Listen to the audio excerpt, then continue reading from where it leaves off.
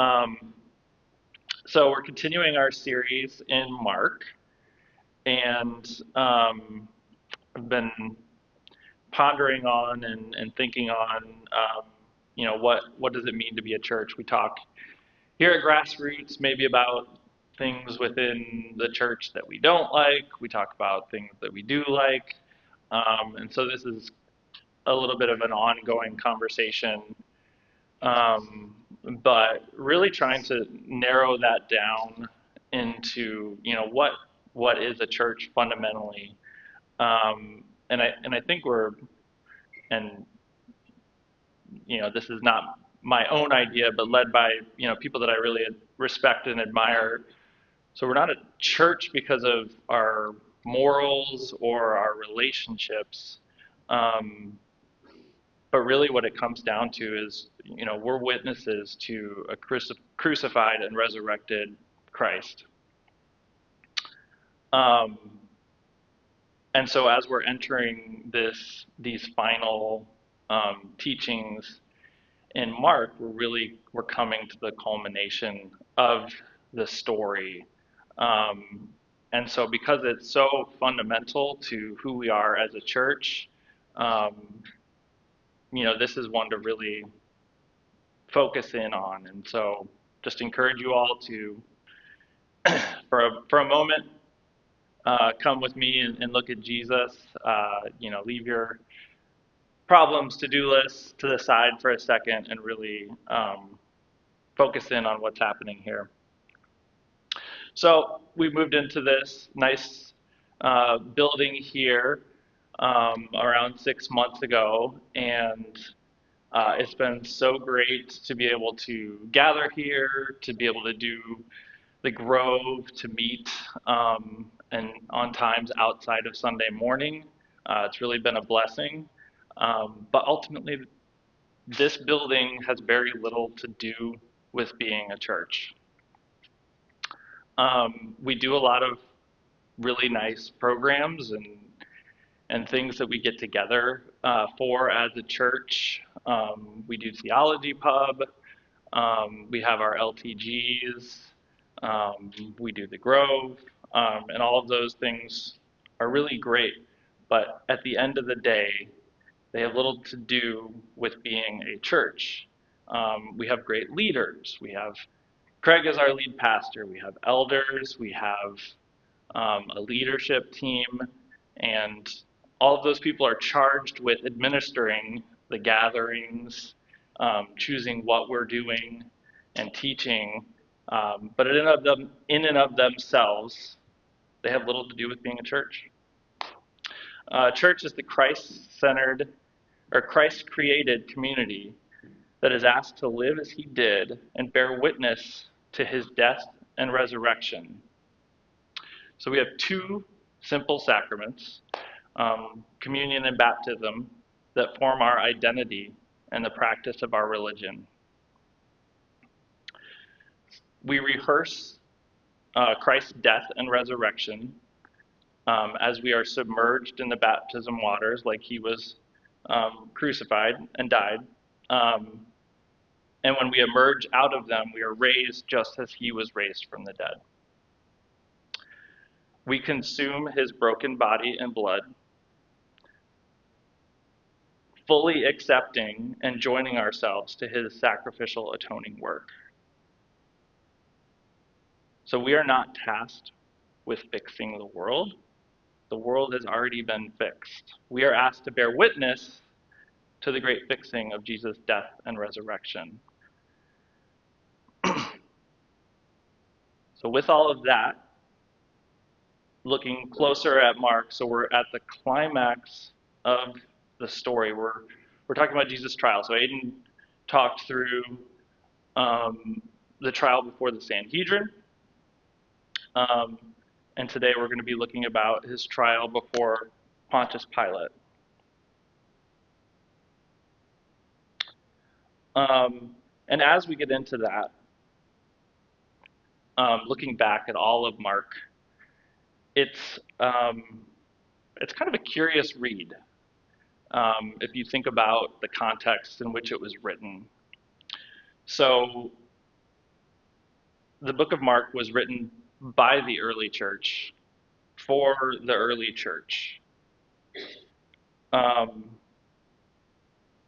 and it presents the leaders of the early church as completely ignorant and ineffective. Can you guys imagine that if Craig, weeks before he transitioned into leadership here, was at a local grocery store and talking to a clerk, and the clerk said, "Craig, do you go to Grassroots?" Craig says, "No, I don't go to Grassroots." And he says, "No, I think I recognize you. Yeah, you go to that church." He's like, "No, I'm not a Christian." And then he presses him again, and he says, Craig starts swearing at the grocery clerk. "I'm not a Christian." And we all knew about that. Wouldn't we question his ability to lead our church?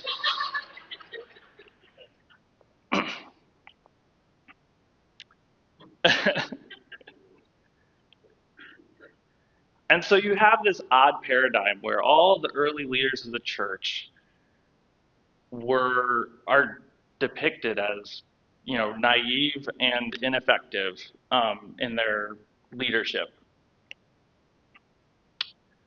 And Mark especially emphasizes the mystery of Jesus, his miracles and his ministries. He talks to the people about not mentioning that he healed them, and the disciples are never understanding his true path to becoming the Messiah.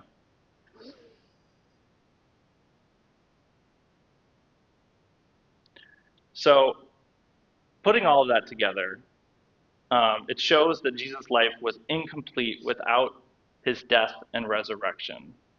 So 3 times he predicted it, and 3 times the disciples were puzzled and troubled. And their confusion with his message shows that in order to follow Jesus, we must witness the cross.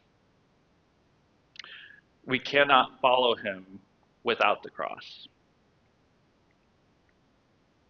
So all of the disciples' good intentions, Peter's enthusiasm, were woefully inadequate when it came time to participate in Jesus' atoning work and to join him in his true mission. And so we see that in the story, everyone abandoned him.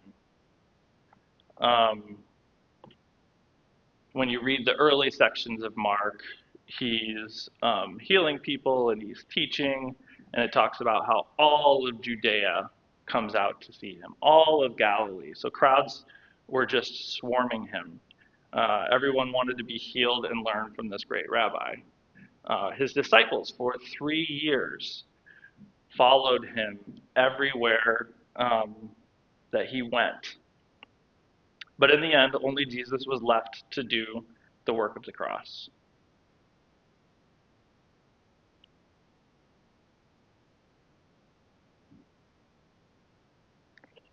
So we pick up the story in Mark 15, starting with the footnote of the trial of the Jewish authorities, starting in verse 1. As soon as it was morning, having held a meeting with the elders, scribes, and the whole Sanhedrin, the chief priests tied Jesus up, led him away, and handed him over to Pilate. So the dramatic scene of Jesus' proclamation that he is the Messiah, followed by the high priest tearing his robes, they make their sham judgment and pass him on to the Roman authorities. So let's watch how Jesus responds to the man who holds his fate in his hands. So Pilate asked him, "Are you the king of the Jews?" He answered him, "You say so." And the chief priests accused him of many things. Pilate questioned him again, "Aren't you going to answer?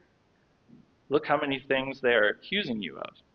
But Jesus still did not answer, and so Pilate was amazed. So what's going on here? In the midst of all this chaos, Jesus, he's not showing his power over spiritual evil or demons by casting them out. And he's not cleverly answering questions and rebuking them to show that, they're both wrong and exposing their hearts. He's allowing his false accusers to win. Jesus is in a life-threatening situation. He's in the midst of a voracious crowd that is worked up and bloodthirsty. And he's about to be condemned to a humiliating and excruciating death. But Jesus is, within his mind and in his relationship with the Father, wholly safe and anchored.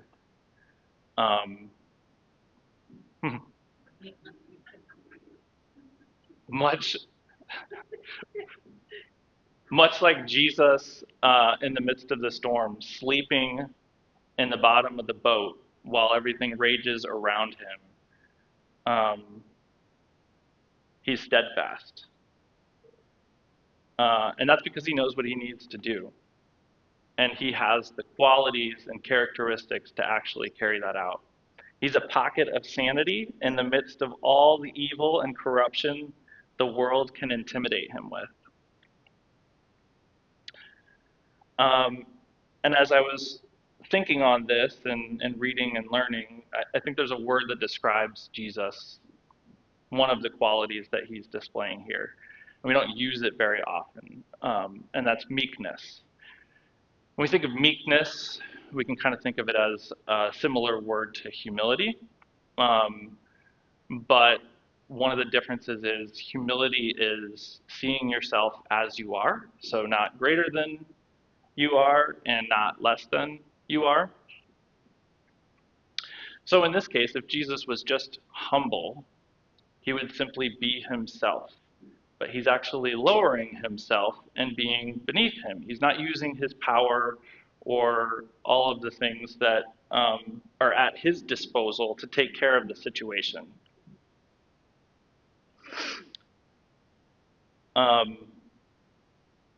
as I was reading, some of the definitions that I appreciated talk about how meekness is the calmness of a mind which cannot be easily vexed by the evils it suffers, nor be provoked to inflict evils.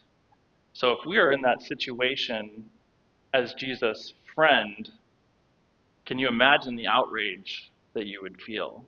Or if you were Jesus yourself, the incredible injustice. So the amount of strength that it takes to have that calmness of mind and to not be vexed and not be provoked to return evil for evil is something that we can all pursue. And it's one of the character qualities that is uniquely Christian and uniquely Christ-like. So Jesus lies patiently, knowing that he will overcome all of this and rise victorious after. He even predicted in Mark 10 this whole situation, saying, "The Son of Man will be handed over to the chief priests and scribes, and they will condemn him to death. Then they will hand him over to the Gentiles, and they will mock him, spit on him, flog him, and kill him. And he will rise after 3 days." When he was with his disciples at the Last Supper, he broke bread knowing that he would be broken. So let's continue reading.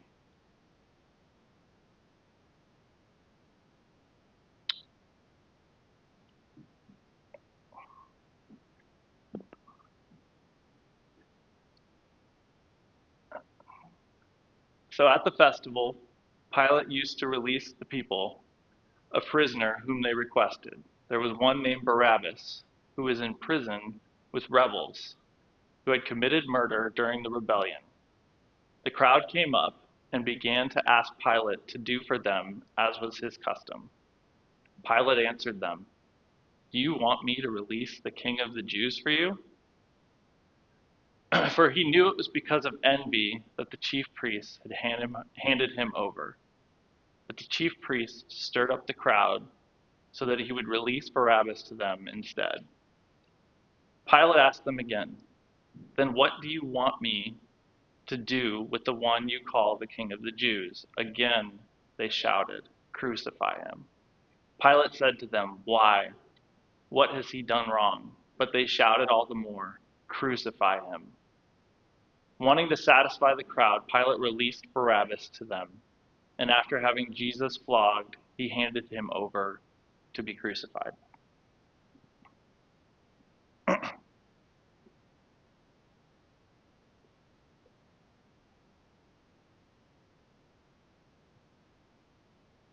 So the confusion of the masses, the envy of the chief priests, and the cowardice of the Roman authority all sentenced this man to his humiliating death. The story continues on. The soldiers led him away into the palace, that is the governor's residence, and called the whole company together. They dressed him in a purple robe, twisted together a crown of thorns, and put it on him. And they began to salute him, "Hail, King of the Jews!" They were hitting him on the head with a stick and spitting on him. Getting down on their knees, they were paying him homage. After they had mocked him, they stripped him of the purple robe and put his clothes on him. They led him out to crucify him.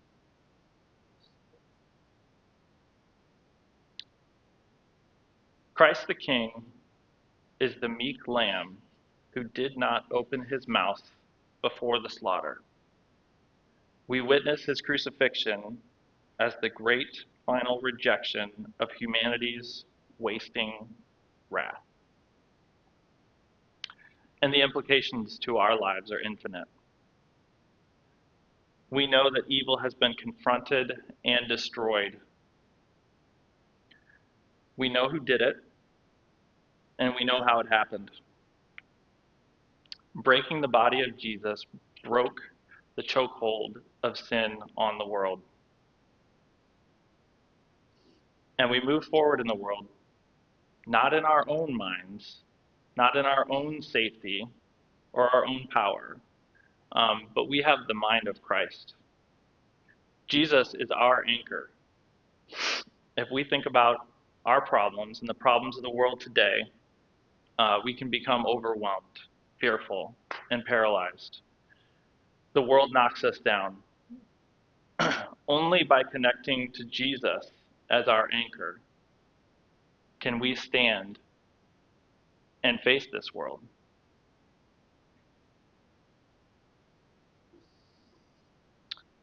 And not only face it, but move into it with the mind of Christ, with the safety that he provides for us, equipped to do our job in God's kingdom.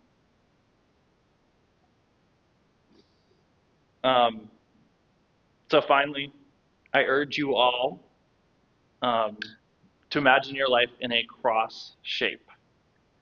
So over on this side, our troubles, our problems, the way that the world presses on us. And then from this spot, looking to and connecting to Christ as the center. So he is our anchor, our safe place, allows us to then move out into the world in safety. And it's only in Jesus that we do this. Jesus is the only sane way forward.